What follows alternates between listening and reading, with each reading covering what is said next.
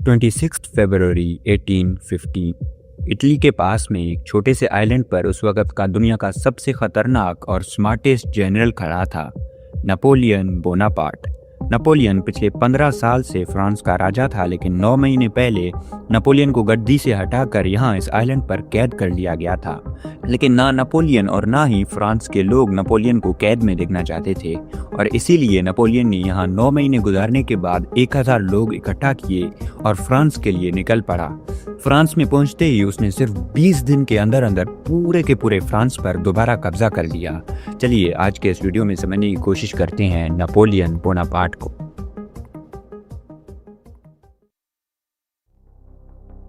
Napoleon की कहानी शुरू होती है 15 फरवरी 1769 में एक छोटे से आइलैंड कोर्सिका पर। उस वक्त कोर्सिका अभी अभी फ्रांस का हिस्सा बना था, इसलिए नेपोलियन टेक्निकली फ्रेंच था, लेकिन वो फ्रांस को सपोर्ट नहीं करता था और वो कोर्सिका की आज़ादी चाहता था। दूसरी तरफ नेपोलियन का बाप फ्रांस को सपोर्ट करता था, जिसकी वजह से नेपोलियन और उसके फादर के बीच में शुरू से लेकर काफ़ी टेंशन्स रहती थी। नेपोलियन का एक्सेंट फ्रेंच लोगों से अलग होने की वजह से उसे स्कूल में बहुत ज़्यादा बुली किया जाता था, जिसकी वजह से वो हमेशा अकेला रहता और सिर्फ किताबें पढ़ता रहता था। 1984 में वो पेरिस के एक मिलिट्री एकेडमी गया और सिर्फ 16 साल की उम्र में उसे फ्रेंच आर्मी में एक आर्टिलरी ऑफिसर बना दिया गया, जो कि एक बहुत बड़ी बात थी। लेकिन पूरे के पूरे सिस्टम में ही खराबी थी। नेपोलियन बहुत ज़्यादा टैलेंटेड था, लेकिन फिर भी उसे चांसेस बहुत कम मिलते थे, क्योंकि बड़े बड़े जॉब्स और रैंक्स सिर्फ अमीर लोगों के लिए थे और नेपोलियन इतना अमीर नहीं था। माना कि उसकी फैमिली के पास थोड़ा बहुत पैसा ज़रूर था, लेकिन मेन बात यह थी कि वो कोर्सिका का था और कोर्सिका के लोगों को फ्रांस में इतनी अहमियत नहीं दी जाती थी। लेकिन ये सब बहुत जल्द बदलने वाला था, क्योंकि 1789 में आई फ्रेंच रेवोल्यूशन, जिसने पूरे के पूरे सिस्टम को बदल के रख दिया।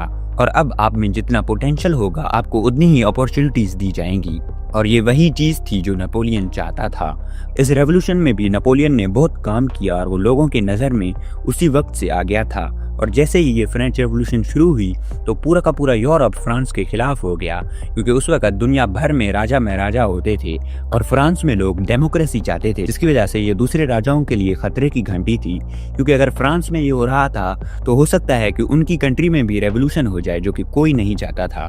और इसीलिए ब्रिटेन ने फ्रांस पर हमला कर दिया और उनका एक नेवल बेस था टूलोन, जिस पर उन्होंने कब्जा कर लिया।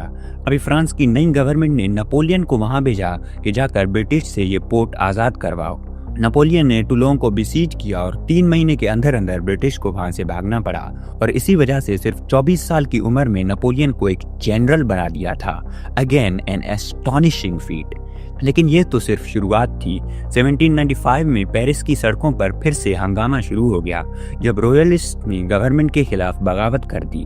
सिचुएशन इतनी सीरियस हो गई थी कि गवर्नमेंट को कुछ समझ नहीं आ रहा था। इस सिचुएशन में नेपोलियन को बुलाया गया और उसने पूरी गेम ही बदल दी।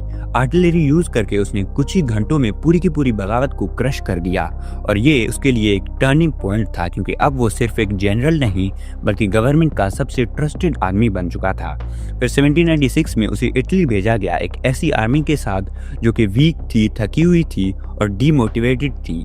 लेकिन नेपोलियन ने उन्हें पूरी तरह से बदल के रख दिया, उन्हें मोटिवेट किया और एक के बाद एक विक्ट्रीज हासिल की। इतना कि ऑस्ट्रिया जैसे पावरफुल एम्पायर को भी झुकना पड़ा और उन्होंने सरेंडर कर दिया। और इस कैंपेन के बाद नेपोलियन बिल्कुल फ्रांस का हीरो बन चुका था। नेपोलियन इतना फेमस हो गया था कि फ्रांस की नई गवर्नमेंट उससे डरने लगी थी कि ये कोई कू ना कर दे, और इसलिए उसे इजिप्ट भेजा गया ताकि वो फ्रांस से दूर रहे। लेकिन ये कैंपेन उतना सक्सेसफुल नहीं रहा। फिर भी फ्रांस में उसकी इमेज पर कोई खास फर्क पड़ा नहीं और लोग उसे अब भी एक जीनियस मानते थे। और इस पॉपुलैरिटी के पीछे कहीं ना कहीं कंट्रीब्यूटर था प्रोपेगेंडा। नेपोलियन का अपना एक न्यूज़पेपर था जो उसे हर दिन एक हीरो की तरह दिखाता था। दूसरी तरफ फ्रांस की गवर्नमेंट दिन ब दिन वीक होती जा रही थी। करप्शन, इकोनॉमिक क्राइसिस और पॉलिटिकल इंस्टेबिलिटी ने लोगों को थका दिया था और वो सब एक स्ट्रॉन्ग लीडर चाहते थे। यहीं पर नेपोलियन ने अपना सबसे बड़ा मूव खेला। 1799 में वो इजिप्ट से वापस आया और कुछ पावरफुल पॉलिटिशियंस के साथ मिलकर गवर्नमेंट को गिराने का प्लान बनाया। उसने अपनी आर्मी का यूज किया, असेंबली को कंट्रोल में ले लिया और बिना ज्यादा रेजिस्टेंस के पूरे गवर्नमेंट को हटा दिया गया। उसने खुद को फर्स्ट काउंसिल डिक्लेयर किया, लेकिन असल पावर पूरी उसके पास ही थी। अगले कुछ सालों में उसने फ्रांस को ट्रांसफॉर्म कर दिया, लॉ सिस्टम सुधारा, इकोनॉमी को स्टेबल किया, एजुकेशन इंप्रूव की और फ्रांस को एक स्ट्रॉन्ग नेशन बना दिया। और फिर 1804 में उसने खुद को एम्परर डिक्लेयर कर दिया। अब नेपोलियन सिर्फ फ्रांस का लीडर नहीं बल्कि पूरे यूरोप के लिए एक चैलेंज बन चुका था। ऑस्ट्रिया, ब्रिटेन और रशिया जैसी ताकत ने उसके खिलाफ हो गई थी, लेकिन वो सबको हराता गया। उसकी सबसे बड़ी जीत थी ऑस्ट्रेलिट्स में, जहां उसने 2 बड़ी आर्मीज को एक साथ डिफीट किया और इस जीत के बाद वो अपने पावर की पीक पर आ चुका था। लेकिन हर कहानी में टर्निंग पॉइंट होता ही होता है और नेपोलियन के लिए यह था 1812 में, जब उसने रशिया पर हमला कर दिया 6 लाख सोल्जर्स के साथ। वो रशिया में घुसा, लेकिन रशिया ने सीधा फाइट करना नहीं चाहा। उन्हें पता था कि नेपोलियन के पास बहुत ज्यादा लोग हैं, अगर वो उसे डायरेक्ट फाइट करेंगे तो वो जीत नहीं पाएंगे। तो उन्होंने अपने ही शहर जला दिए, फूड को डिस्ट्रॉय कर दिया और फिर सर्दी आ गई और रशिया की सर्दी बहुत ज्यादा ठंडी होती है। एक्सट्रीम कोल्ड, भूख और बीमारी ने नेपोलियन की आर्मी को तबाह कर दिया था और जब वो वापस आया तो उसके पास कुछ भी नहीं बचा था।